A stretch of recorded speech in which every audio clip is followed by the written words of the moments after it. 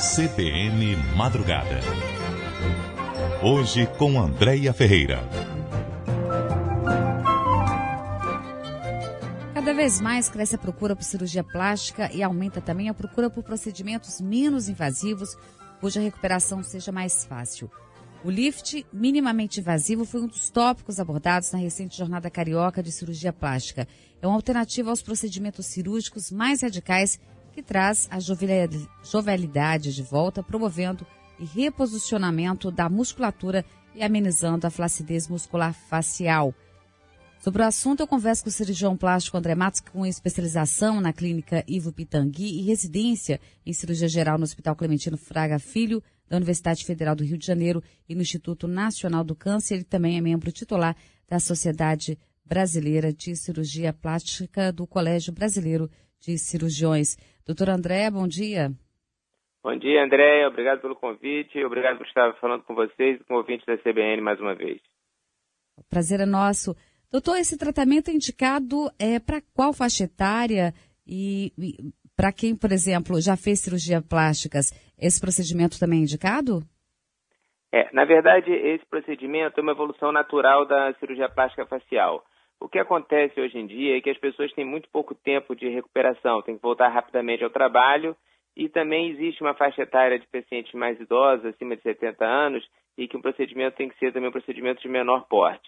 Para esses pacientes, nós desenvolvemos uma técnica, que é uma técnica que evita os grandes descolamentos de pele que ocorriam no passado e que levavam também aquele ar de um rosto pouco natural, chamava-se cara de plástica. Então, hoje em dia, as pessoas procuram, como eu te falei, uma rapidez na recuperação e um resultado mais natural possível. E esse método, ele contemporiza essas duas situações.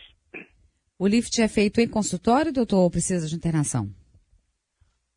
Olha, é possível ser feito em consultório com anestesia local quando o paciente é um paciente muito tranquilo, mais jovem, o mais seguro é que seja feito em hospital, porque embora seja minimamente invasivo, ele não deixa de ser invasivo, é uma cirurgia, só que é uma cirurgia de menor porte. O que acontece?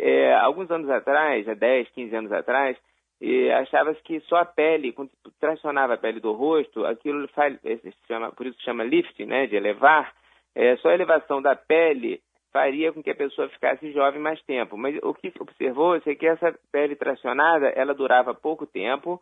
A cirurgia para que essa pele fosse tracionada adequadamente era uma cirurgia muito prolongada e os resultados ficavam muito artificiais.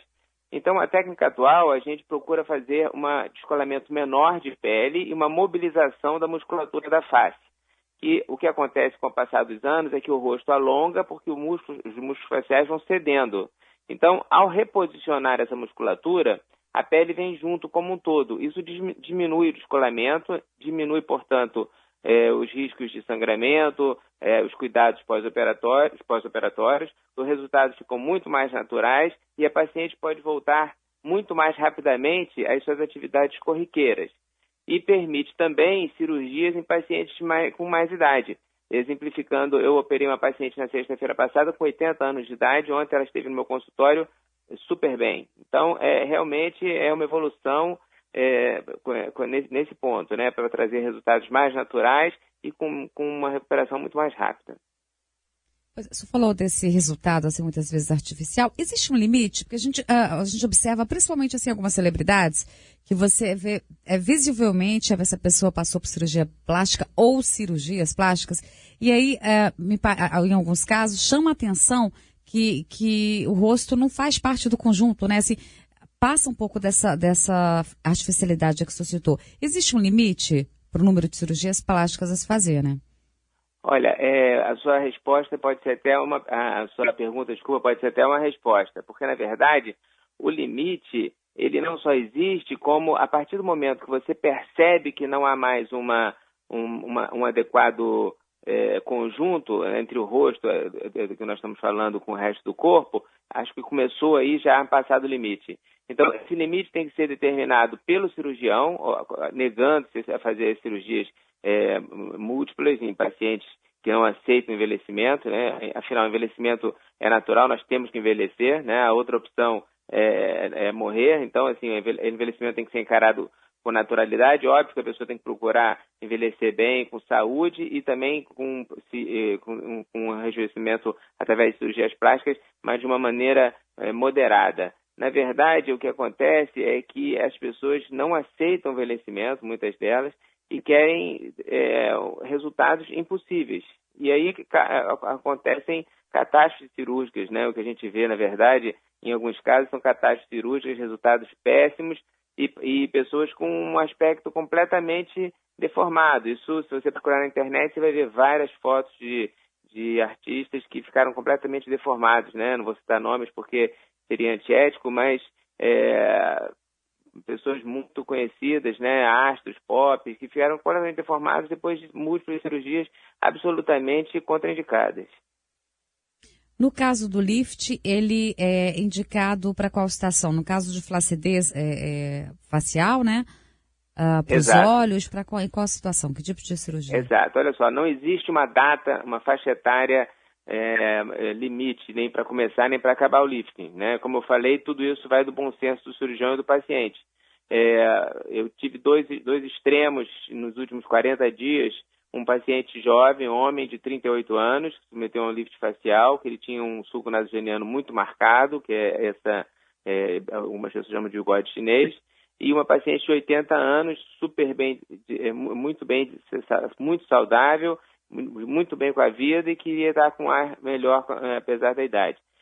Então, não existe uma idade determinada. A idade determinada é a idade que o paciente acha que o rosto começa a incomodar e que o cirurgião concorda que existe alguma cirurgia que vai beneficiar esse paciente. Então, a gente faz plástica nas pálpebras, que se chama blefaroplastias, né, superiores e inferiores, e a gente tira a flacidez, o excesso de pele da face, como eu te falei, reposicionando a musculatura e rejuvenescendo o rosto como um todo, né, trazendo a pessoa 10, 15 anos mais jovem do que ela realmente cronologicamente, né? Nossa, por aí só já é um atrativo, né? Agora, assim, existe qual o melhor momento para fazer cirurgia? No ano, né? No inverno é o que se costuma considerar o mais indicado por causa da recuperação, né? No caso do lift também, doutor? Olha só, isso na verdade é um factoide, né? Isso foi criado pela sociedade dizendo que o inverno é melhor. Na verdade, não existe uma época do ano melhor. Eu tenho, assim, um volume cirúrgico enorme em janeiro e tenho um volume cirúrgico enorme em julho, né? Que são 2 meses com um movimento cirúrgico muito grande, porque tem férias escolares, né? Hoje em dia as pessoas procuram muito mais os cirurgiões plásticos de acordo com as suas necessidades sociais. Então, existem cirurgias de janeiro a dezembro. Obviamente que nos meses de inverno, junto com as férias escolares, as cirurgias aumentam em volume. Mas não existem estações definidas. Ano passado, por exemplo, o verão foi um verão chuvoso. Esse ano, o verão foi um verão extremamente quente. Às vezes, o inverno é mais quente que o verão.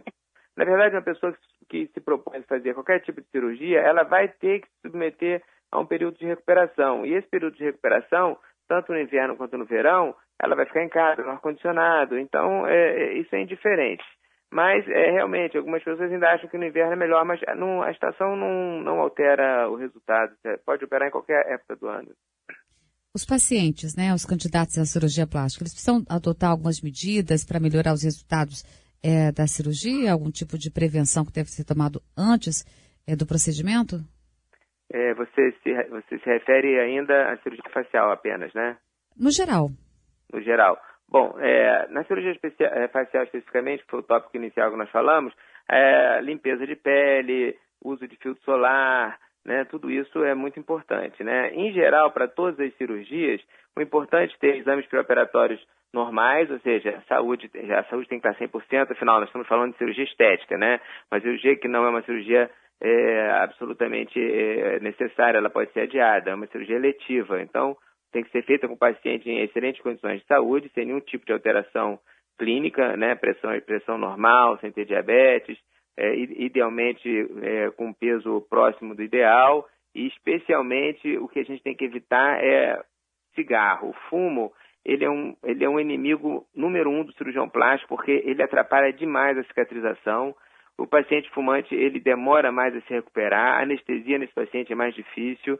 Então, fumante em geral, se ele não parar 50% no mínimo da quantidade que ele fuma antes, um mês antes da cirurgia, eu não opero. Então, acho que o fumo é a nossa maior preocupação hoje. Mas qual é a relação? Por que o uso do cigarro? O cigarro, né, o fumo, né? Existem inúmeros elementos tóxicos no cigarro, no fumo, e que fazem trazem uma série de malefícios para a saúde.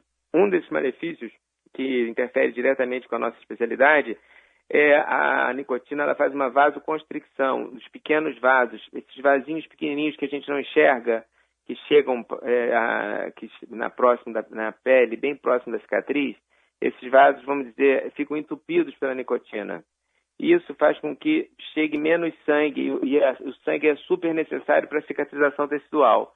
Quando o paciente fuma, essa nutrição, né, celular, ela é feita de uma maneira muito precária e pode ocorrer necrose. Necrose é perda de tecido, e isso faz com que a cicatrização fique mais demorada, e às vezes o paciente tem que se submeter a novos procedimentos. Então, o cigarro realmente é muito nocivo no processo cicatricial. As complicações em geral de cirurgia plástica, eu diria que metade delas estão relacionadas diretamente ao fumo. Nossa, é um dado, não tinha conhecimento dessa informação. Acho que muita gente não tem. Imagino que o senhor receba no consultório muita gente que faz uso, né, do cigarro e busca esse tipo de procedimento. Quer dizer, o primeiro passo é cuidar realmente da saúde, e a gente fala também de se livrar do cigarro, né? Exatamente, né? Inclusive, existem cirurgiões, eu não me enquadro nesse grupo, mas eu quase que me enquadraria nesse grupo, eles não operam fumantes. Simplesmente, a senhora fuma? Não opero. Eu não chego a ser tão radical assim, mas se a paciente não diminui o cigarro, eu peço para fazer provas de função respiratória, enfim, eu tento descobrir realmente se ela parou de fumar, porque o cigarro prejudica a cicatrização e realmente ele aumenta a chance de trombose venosa, enfim, é muito maléfico uma cirurgia, especialmente uma cirurgia estética. A paciente está sadia, ela não tem nenhum problema de saúde que, naquele momento, que não está consultando, ela quer apenas ficar de alguma forma melhor esteticamente. Então, a gente não pode submeter essa paciente a um risco desnecessário se ela não estiver adequadamente preparada. E a diminuição do fumo é fundamental para um bom resultado cirúrgico. Tá certo, doutor André, muitíssimo obrigada pela entrevista. Um bom dia para o senhor. Eu que agradeço, bom dia e obrigado aos ouvintes da CBN. Tá? Um grande abraço.